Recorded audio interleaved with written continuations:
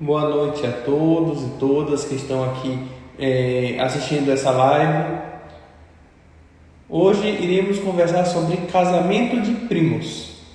É um tema muito relevante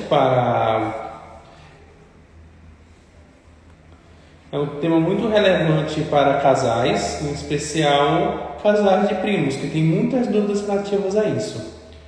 Antes de tudo, irei falar um pouquinho sobre minha trajetória, bem rapidamente.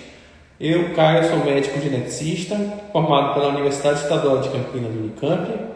Tenho mestrado em reprodução humana pela Unifesp. Tenho sempre esse apreço muito forte por atendimento de casais, seja na parte de perda gestacional de repetição ou casamento de primos. Nesse caso, hoje não vamos falar muito sobre perdas, vamos falar um pouquinho apenas. Iremos conversar um pouquinho mais sobre perda gestacional de repetição. Vocês estão me ouvindo bem? Vocês estão me vendo bem? Tudo ok? Acredito que sim. Hoje iremos conversar sobre esse assunto que é o casamento de primos. A primeira pergunta relacionada ao casamento de primos seria: existe algum problema casar com meu primo? Sim ou não? Muitas pessoas me perguntam, a primeira pergunta quando eu atendo casais de primos: mas tem algum problema casar com primo? E a resposta, na verdade, é não. Na verdade, não tem problema nenhum casar com primo. A única questão mesmo é os nossos filhos. Como assim? Quando a gente fala em casamento de primo, tem muito aquela relação de ser um casal jovem que se conhece desde a infância e, ao mesmo tempo, eles passam anos e anos até se unirem como um casal. Tem muito amor envolvido e, via de regra, esses casais de primos, eles enfrentam um monte de barreiras, seja dentro da própria família, seja na igreja, na religião, em diversos outros âmbitos familiares, dentre eles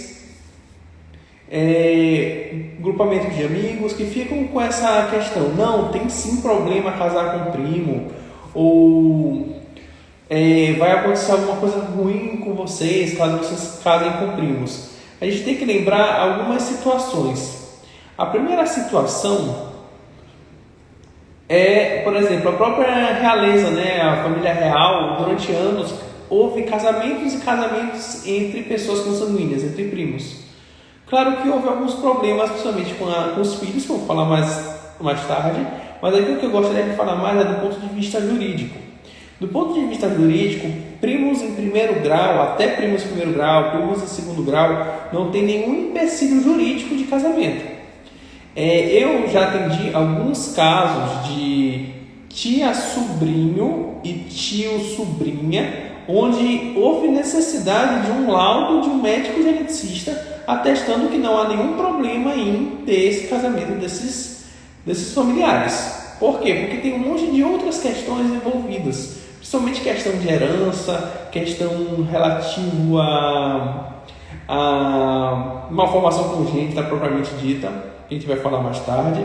Mas o que eu gosto de falar é o seguinte: até primos em primeiro grau não tem nenhum problema jurídico nesse casamento, mas qualquer grau de parentesco maior que esse,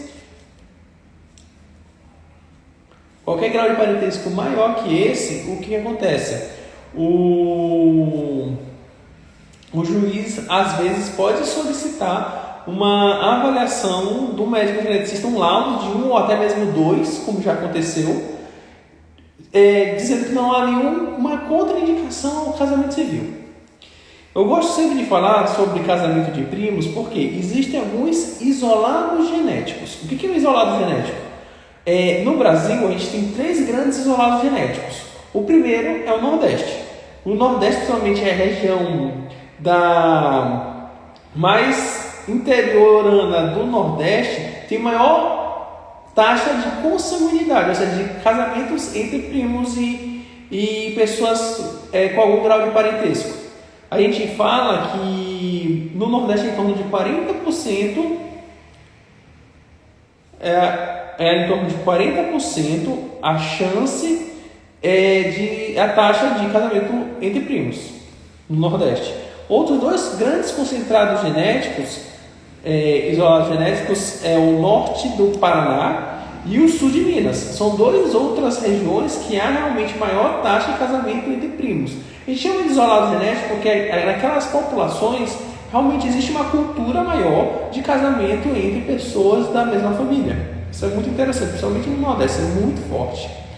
Mesmo pessoas que vão para grandes centros, eles acabam voltando para suas regiões e, ao mesmo tempo, a gente observa que há uma maior taxa de casamento entre parentes. Um outro dado muito interessante, assim, eu fiz minha residência na Unicamp e lá a gente teve um estudo sobre qual é a taxa de casamento entre primos em população normal. O que eles fizeram? Nessas campanhas vacinais, eles colocaram uma pergunta. Os seus pais são primos? No caso, os pais da criança que vai se vacinar. E eles observaram que uma cidade cosmopolita como Campinas tinha 5% de taxa de consanguinidade, ou seja, 5% de todas as crianças normais eram filhas de primos. Isso são dados muito relevantes. Por quê? Porque isso remete ao fato da questão da normalidade entre casamentos de primos, que é mais comum do que a gente pensa, para falar a verdade. Aqui, agora eu vou dar uma pequena pausa e vou tentar responder as perguntas que já apareceram. Um minuto. Olha aqui. Não. Mel Pereira, acabei de ver sua reportagem na TV. Eu dei uma entrevista para o SPTV hoje sobre vacinação em grupos prioritários, entre eles a síndrome de Down. Foi bem interessante essa matéria, foi com o jornalista Wallace da Globo, daqui de São Paulo. Babi Grosso, vamos lá. Boa noite. Eu e meu noivo somos filhos de primos. Temos algum risco de ter filhos e é necessário fazer exames de geneticista? Vamos lá. Pelo que eu entendi, vocês são filhos de primos, tipo, os pais de vocês são primos? Eu não entendi direito.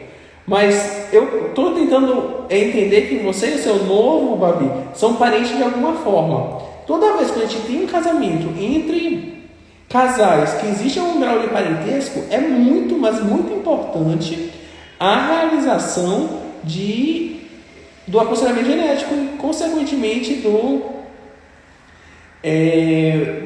da realização dos testes genéticos para casamento de primos.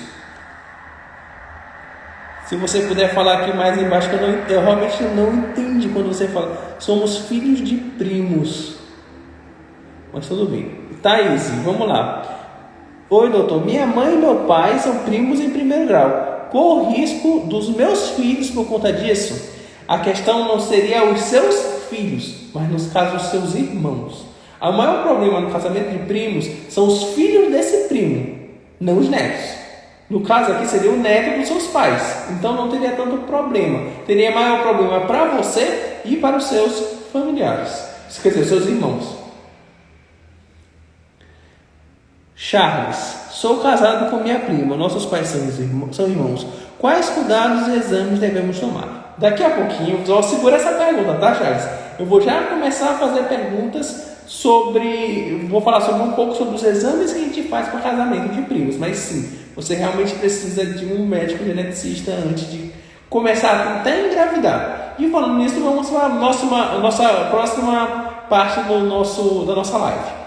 Por que eu preciso ir no médico geneticista antes de casar ou antes de começar a tentar engravidar num relacionamento com o meu primo?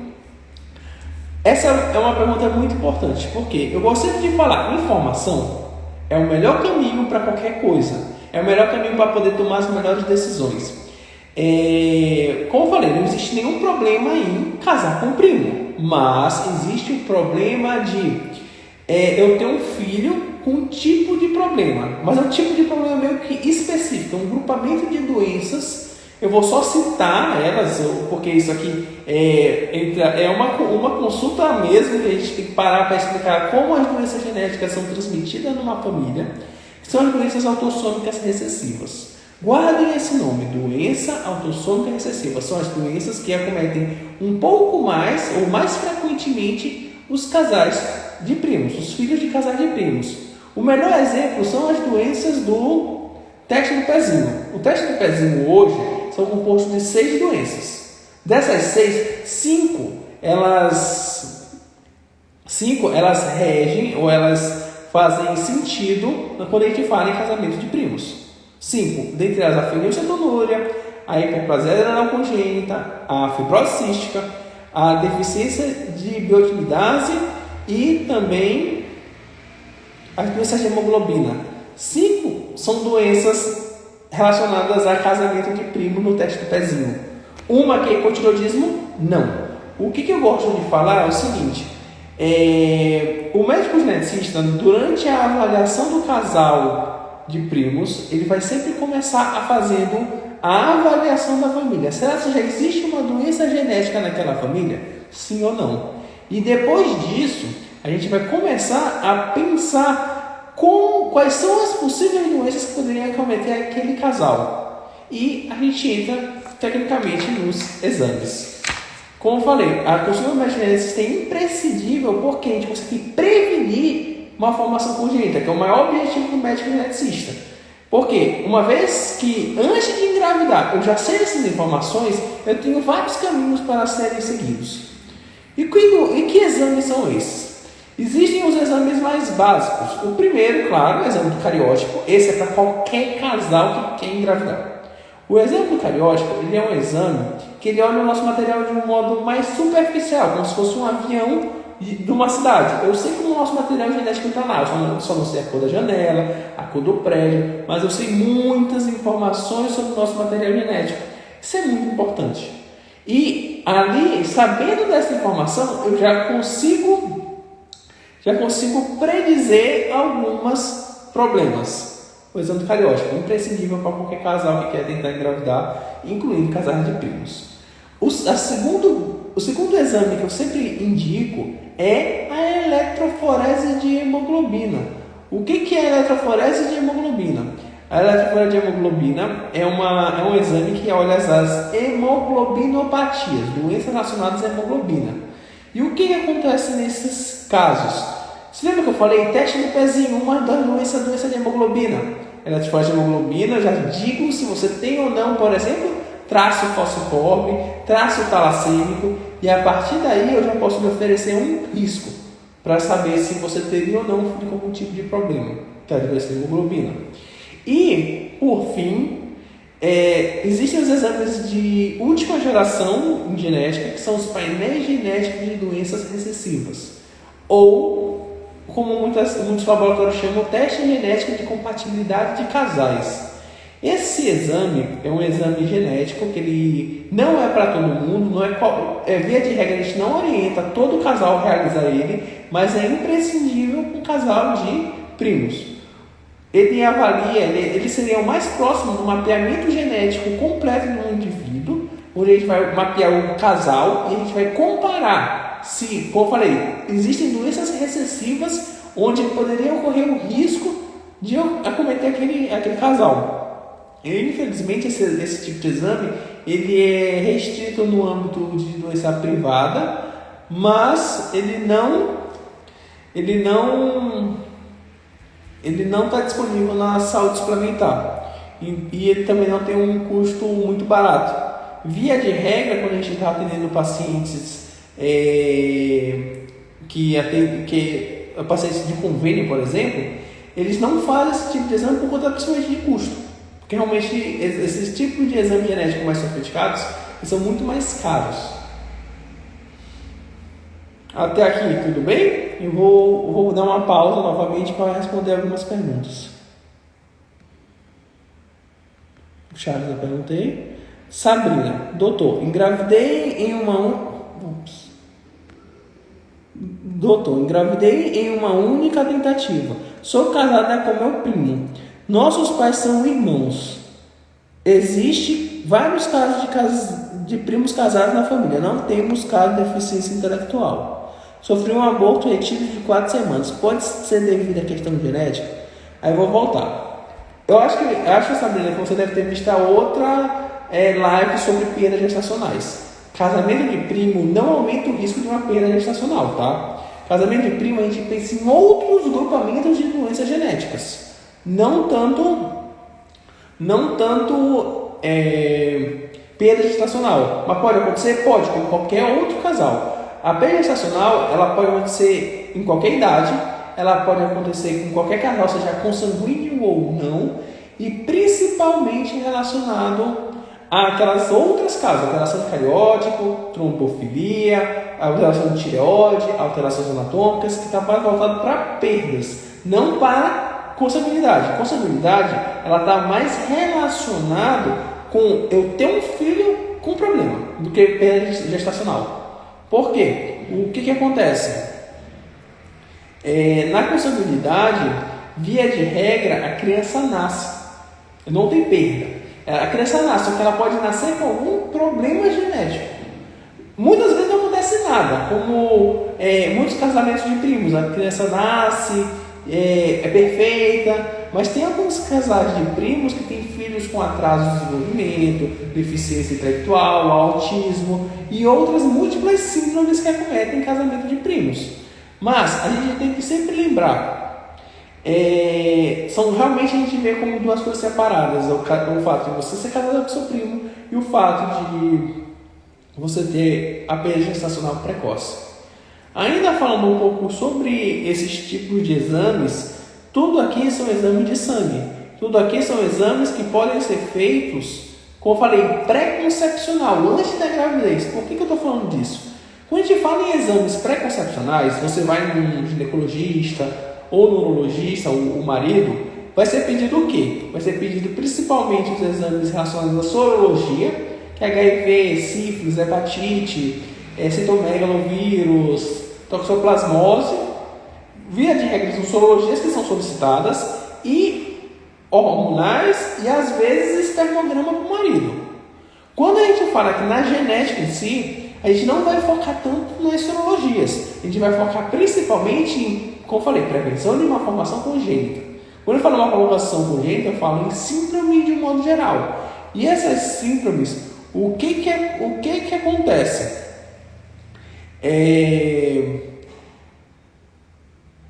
Via de regra, elas acometem mais casais de primos do que casais não consanguíneos.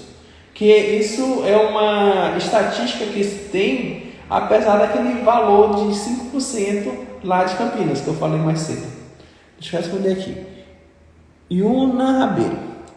Quais exames fazer em caso de filho entre primos? Caso tenha a possibilidade de naturalmente nascer com problema, existe a alternativa, fecundação in vitro. Pelo que eu entendi, é mais ou menos assim. Existem 3 possibilidades. Vamos dizer, antes de engravidar, a gente vai fazer cariótipo, eletroforese de hemoglobina e o painel genético de doenças recessivas, que é o teste de compatibilidade de casais, como queiram chamar. Esses são os exames que a gente chama pré-concepção. No segundo momento, doutor, já estou grávida. Aqui está eu estou com 20 semanas. Seu bebê tem algum problema? Sim ou não? Vamos dizer que o seu bebê não tem problema nenhum. Seu bebê está lá perfeito. A gente não mexe quando a criança está perfeita. A gente não pede nenhum exame genético invasivo. Em breve vou fazer uma live só sobre exames invasivos durante a gravidez. Quais são os testes genéticos que a gente faz? Se o bebê não tem nada, a gente não mexe. Mas se ele tiver, aí a gente começa a investigação. Tem uma série de exames agora que a gente faz durante a gravidez. E a criança nasceu, está na minha frente. Primeira indicação, teste do pezinho ampliado. Teste do pezinho ampliado não é para todo mundo. Na verdade, deveria ser. Aqui em São Paulo, a gente conseguiu ampliar o teste do pezinho. Não é mais só as 6 doenças, então de 54. Entrou principalmente as imunodeficiências primárias e entrou as doenças relacionadas aos aminoácidos. e ao ciclo e as ácido-carnitinas, que a gente chama de que é o teste de pezinho ampliado, propriamente dito, que é o perfil Tandem, que inclui a cromatografia de aminoácidos e o perfil de ácido-carnitinas. Todas essas informações que eu estou conversando hoje nessa live, numa consulta com o médico geneticista relacionada a casais de primos, você vai sair com um relatório ou com um pedido médico desse exame. Por quê? Não é qualquer teste do pezinho, é um teste do pezinho. O teste do pezinho completo, ele é vendido por um monte de nomes, Master, Super, até mesmo tem o tal do teste do pezinho molecular, que envolve biologia molecular e teste genético mesmo. Mas é o mínimo que a gente faz para um bebê filho de primo, porque a gente exclui as principais condições recessivas clinicamente tratáveis, que quando diagnostica cedo, a gente já começa o tratamento, incluindo principalmente as doenças de aminoácidos, como a leucinose, doença do xarope do bordo, que tem fórmula específica de alimentação. Ainda da Yuna, antes de engravidar, o que fazer para o filho nascer sem problema? Vamos lá, vou encerrar essa sua pergunta voltando. Essas são as três possibilidades: antes, meio, que é grávida, depois que a criança nasceu. Antes, se o cariótipo, a eletroforese de hemoglobina ou o teste genético de compatibilidade de casais ou painel de doenças recessivas vier alterado, o que acontece? A gente tem indicação de fazer fertilização in vitro com teste genético no embrião, com análise embrionária. Isso é categórico, mas isso é para quem tem esse tipo de exame alterado. Para quem não tem exame nenhum alterado, a gente indica gravidez natural. Vamos para a próxima pergunta. Ana Paula. Doutor, sou casada com meu primo de terceiro grau. Engravidei e minha neném tem onfalocele isolada.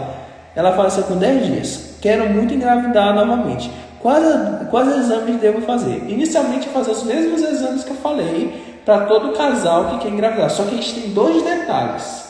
A primeira questão, a sua bebê ela teve onfalocele isolada. Via de regra, malformações isoladas, elas não fazem parte de nenhum quadro sindrômico. E elas não têm um padrão de herança específico. Quando eu falo padrão de herança, você lembra? Doença autossômica recessiva, que eu falei mais cedo. Mas eu também tenho que saber, será se foi feito algum tipo de investigação? Será se foi feito cariótipo? Foi feito exames mais sofisticados, array, exoma? Tudo isso vai vir na consulta com o médico geneticista. E outra, você é casada com primo em terceiro grau. Primo em terceiro grau, o risco de ter uma criança com algum tipo de problema já é muito próximo da população geral. Já não conta tanta possibilidade. Conta no primeiro grau, às vezes até no segundo, mas quando está em terceiro, já está uma possibilidade um pouco mais distante. Mas eu acredito que no seu caso você realmente precisa de um médico geneticista. Kelly, doutor, e quem tem sangue igual? Os dois têm O positivos, não tem problema nenhum. Tipagem sanguínea só tem um problema quando a mulher ela é negativa e o homem é positivo. Por quê? Porque tem risco de ter uma doença no bebê chamada doença hemolítica do recém-nascido, ou antigamente conhecida como eritroblastose fetal. Essa palavra é muito difícil de falar, quer dizer o seguinte: o sangue negativo da mãe ataca o sangue do bebê. E aí acaba que ele forma uma anemia muito grave. Aí precisa de alguns cuidados especiais. Tem a questão do Rogan, que é a vacina anti-RH, que a gente chama, que a gente aplica na mãe por volta de 20 semanas, ou em caso de perda, ou ao primeiro sinal que ela for negativa.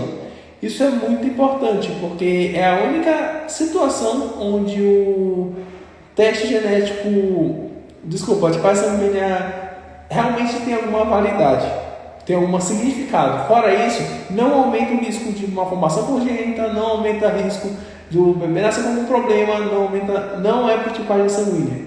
É só esse detalhe, quando a mulher é negativa. A Yuna perguntou o que eu respondi mais cedo. Vamos ver se tem mais perguntas.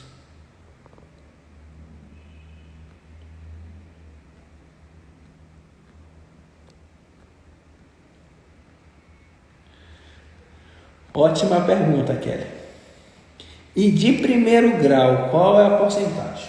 Vamos lá, essa pergunta é muito interessante. Todo mundo, absolutamente todo mundo, pode ter um filho com algum tipo de problema. Todo mundo.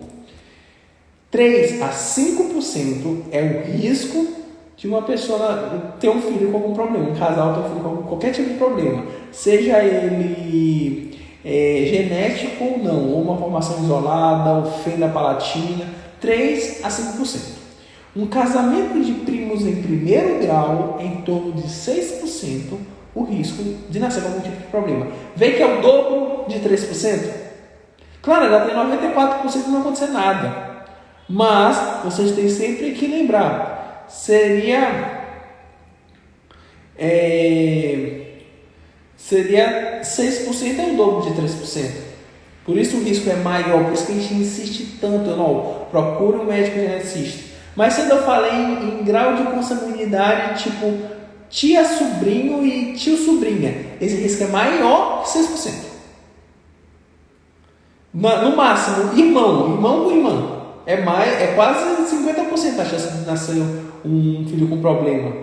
Mas isso é o que eu chamo lado B da consanguinidade, tá? Irmão, irmã, pai, irmã, pai, filho, essas coisas. Não iremos falar muito sobre esse assunto hoje. Pode ser que um dia a gente fale sobre o lado B. A gente está falando do lado A, que realmente são os casais que decidiram casar por gostarem um do outro.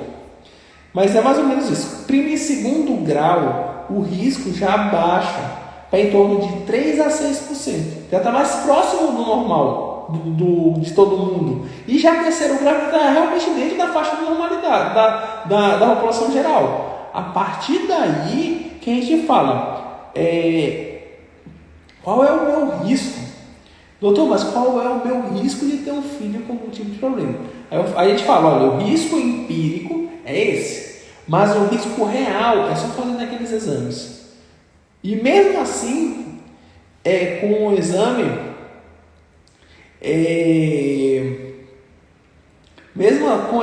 não é garantido que o exame vier normal, quer dizer que realmente seja 100% normal. O teste de compatibilidade de casais, que é o painel consanguíneo. Por N outros motivos, mas aí é um outro assunto numa próxima live. Doutor, diante da perda gestacional, além dos exames genéticos, vamos lá. Perda gestacional, independente se é casamento de primo ou não. Cariótipo do casal, pesquisa de trombofilia, alteração de endocrinológica, principalmente tireoide. Em alguns casos, a alteração anatômica, dependendo da idade gestacional. E estudo do material da perda gestacional, que ele chama cariótipo dos restos ovulares. Essa é a investigação básica de um casal com perda gestacional. Como eu falei, não tem influência de ser casado com um primo. Kelly Brienne, com certeza. Sabrina novamente. Doutor, uma vez ouvi que no casamento entre primos, a possibilidade de ter filhos com deficiência é maior na segunda gestação. Realmente isso é fato? Não. O risco, ele é o mesmo. Como eu falei, aqui a gente está falando, quando eu falo em uma formação congênita, inclui atraso no desenvolvimento, deficiência intelectual e transtorno do espectro autista, tá? Tudo isso inclui naquele risco de primeiro grau de 6%. Vamos dizer que você sabe que seu marido vai se engravidar naturalmente e nasceu uma criança é normal. Não quer dizer que a próxima criança vai ser normal ou que ela vai vir com algum tipo de problema. O risco é o mesmo, 6%. Para cada gestação, independente das gestações anteriores. Agora, se eu já tive um filho com problema, vamos dizer, vocês tiveram um filho com, por exemplo, fibrose cística. Aí o risco que é 6% vai para 25%. Vê que aumentou o risco de 6% para 25%. Esse risco de 25% é o risco de uma doença autossômica recessiva. E aí que começa as explicações para você não ter um segundo filho com o mesmo problema do primeiro. Todas essas orientações que eu faço, tudo isso vai ser feito numa consulta com o médico geneticista no casamento de primos.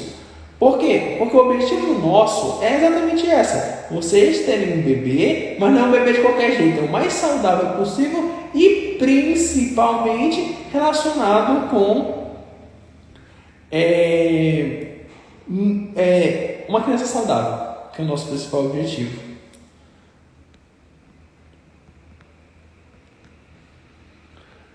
Acredito que não tem mais nenhuma pergunta.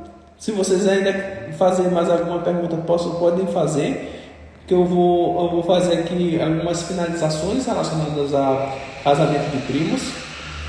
Como eu falei, existem algumas situações que é imprescindível a consulta com o médico geneticista. Uma delas é casamento de primo. Quando ele fala em aconselhamento genético, pré-concepção, na verdade todo mundo deveria fazer. Pelo menos ter uma consulta com o médico geneticista, conversar sobre isso. Via de regra, a pessoa só vai no médico geneticista quando tem um bebê com algum tipo de problema. Ou tem algum problema familiar, ou alguém na família que tem alguma síndrome genética. O que a gente fala? Sempre procure um médico geneticista antes de começar a tentar engravidar e principalmente quando você é casada ou vai casar com seu primo.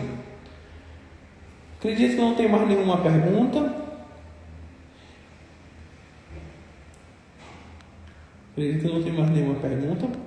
E para finalizar, como eu estava falando,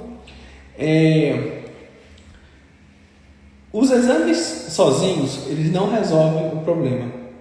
Mais importante do que o exame é o aconselhamento genético, que é a consulta do médico geneticista. Vocês ir no médico geneticista, normalmente é uma consulta que demora 1 hora, a primeira, e 1 hora a segunda, onde a gente vai pegar todas as informações relativas à parte reprodutiva do casal, incluindo o histórico familiar e principalmente solicitar os exames corretos, que a partir dos exames corretos a gente pode auxiliar o casal a tomar a decisão. Tenho que sempre dizer, a decisão de ter ou não ter filho é sua e do seu marido, no caso do marido e da esposa. Nunca um médico vai dizer assim, não tenha filhos. E principalmente sempre procure informação. Última pergunta para responder da Yuna novamente. No caso de fazer esse exame genético, o exame aponta que os dois podem ter filhos juntos. Mesmo assim, tem chance de nascer deficiente. Como é o resultado desse exame? Vamos lá. O cariótipo, eu vou falar um pouquinho do resultado de cada um. O cariótipo, a gente observa as alterações cromossômicas, seja as translocações, seja outras alterações de deleção, de ganho e perda de material genético. A eletroforese de hemoglobina vai olhar especificamente as doenças de hemoglobina, talassemia e anemia falciforme. Aí ele vai dizer assim, tem traço talassêmico, não tem traço talassêmico, tem hemoglobinopatia, não tem, e aí é um risco a menos nesse montante dos 6%. E por fim, o painel genético de compatibilidade de casais. O painel genético de compatibilidade de casais, que é o painel de doenças recessivas, ele vai dizer assim, por exemplo, a Yuna tem mutação no gene A, B, C e D. O marido da Yuna tem mutação no gene C, D e E. Aí a gente vai ver se algum desses genes eles batem. A partir se nenhum bater, o risco ele diminui. Ele vai para a população geral, que é 3 a 5%. Se o exame vier alterado, ele vai para 25%. Quando eu falo população, vai para 3 a 5%, porque é impossível zerar o risco de ter um filho com problema. Não é possível, mesmo com o máximo de tecnologia que a gente tem hoje, com teste genético de embrião, a gente continua dizendo, não é possível zerar esse risco. E assim como não é possível zerar esse risco, a gente tem que lembrar, esse exame é extremamente delicado, o teste de compatibilidade de casais, e ele tem que ser solicitado com aconselhamento genético pré-teste para você entender o que você está fazendo, Por quê? Porque ele, às vezes ele pode até lhe frustrar com o resultado que ele vai dar. Fora que saber interpretar esse tipo de exame é a parte mais difícil do aconselhamento genético. E procurar um médico geneticista é o melhor caminho. Doutor, qual o risco de tratando-se de talassemia paterna? Uma vez que vamos dizer que seu marido tem um traço talassêmico beta, eu tenho que pedir sua eletroforese de hemoglobina para saber se você tem talassemia também. Se você não tem risco nenhum. O máximo o filho de vocês vai ter talassemia. Mas aí, vou voltar, a gente pode conversar em outro momento. E a última pergunta é, doutor, explica sobre o exame painel genético CGP. CGP seria o teste genético de compatibilidade? Não é CGT não? O via de regra é que é exatamente esse painel que eu estava falando, de painel de consanguíneos. Mas é basicamente isso. Assim, de qualquer forma, espero ter explanado todas as suas dúvidas. Sabrina, era o que eu estava falando. Eu acho que esse painel genético CGP era o teste genético de compatibilidade de casais ou painel de consanguíneos. Ou painel de doenças recessivas. Isso mesmo. CGT é o teste genético de compatibilidade de casais ou painel de consanguíneos ou teste genético de doenças recessivas. Esse exame, como eu falei, é um exame que seria muito importante você passar com o geneticista antes de pedi-lo, porque na consulta ele vai explicar tudo sobre ele, mas é exatamente aquela explicação que eu estava dando. De qualquer forma, espero que todos tenham gostado dessa live. Semana que vem, nesse mesmo horário, 7h30 da noite, às terças-feiras, vou fazer outra live sobre outro tema relacionado. Em breve vou divulgar qual será esse tema. Muito obrigado a todos, tenham uma boa noite e espero ter explanado as suas dúvidas. Boa noite. Tchau.